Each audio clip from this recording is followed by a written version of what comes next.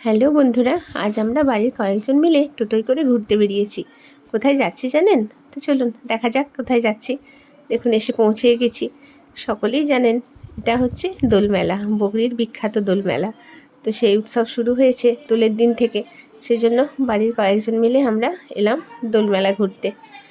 তো প্রথমেই এসে আগে তো ভগবানকে দর্শন করতে হবে, সেজন্য রাধা মাধবকে আগে দর্শন করলাম। তো এখানে আবার দর্শন করতে গেলে আগে টিকিট কাটতে হয়, সেই জন্য দেখুন লাইন দিয়ে আগে টিকিট কাটা হলো, তারপর ভগবানকে দর্শন করলাম। আপনারাও কৃষ্ণরায়জিকে দর্শন করুন। এখানে বগরির তো কৃষ্ণরায়জি বলা হয়। আর এই যে দেখছেন পালকিগুলি, এগুলি করে রাধা মাধব নিজ মন্দির থেকে এই দোল মন্দিরে এসেছেন। কতদিন এখানে দোল চলবে সেই কদিন এখানে থাকবেন, তারপর আবার নিজ গৃহে ফিরে যাবেন। তো ভগবানকে দর্শন করা হয়ে গেছে, এরপরে চলুন একটু মেলাটি ঘুরে দেখা যাক। সবার আগে চলে এলাম আমরা এই ফুলের দোকানটিতে, কারণ এই দোকানটিতে এত সুন্দর করে সাজায়। দেখুন ফুলগুলো দেখতে বেশ সুন্দর লাগছে। এখন আর অরিজিনাল ফুলের দরকার নেই, এই ফুলগুলি ফুলদানিতে সাজিয়ে রাখলে বেশ সুন্দর দেখতে লাগে। তো যাই হোক, এরপরে আমরা চলে এলাম নাগরদোল্লার কাছে।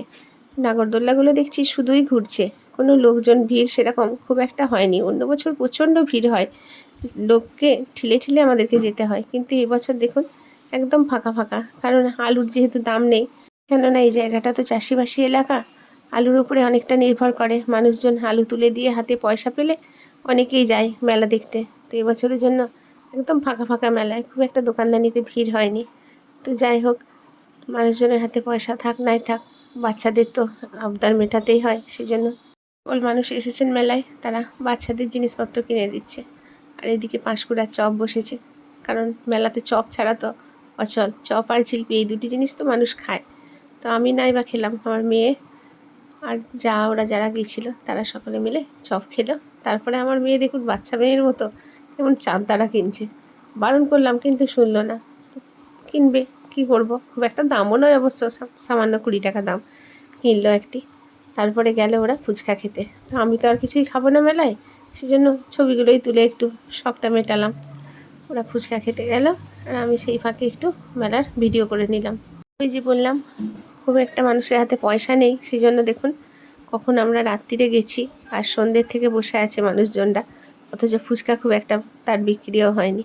বস্তা যেমন এনেছে সেরকমই প্রায় ধরা আছে। যাই হোক, ফুচকা খাওয়া হয়ে গেছে, এরপরে বলছে আমরা মোগলাই খাবো, কারণ গোটা মেলা হেঁটে ঘুরেছে, খিদে পেয়ে গেছে।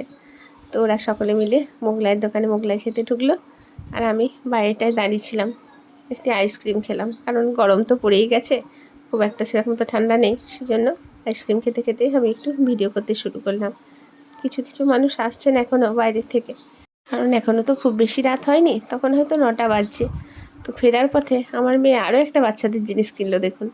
এবারে আরও কানের হার ওই সব কিনে নিই। তো তারপর সকলে মিলে মেলা থেকে বাড়ির পথে রওনা দিলাম। বন্ধুরা, আমি আমার ছোট্ট ভিডিও এখানেই শেষ করছি। সকলে ভালো থাকবেন, সুস্থ থাকবেন, সাবধানে থাকবেন। আর যদি আমার এই ভিডিওটি একটু ভালো লেগে থাকে একটু লাইক করে দেবেন। দেখা হচ্ছে আর অন্য কোনো সময়।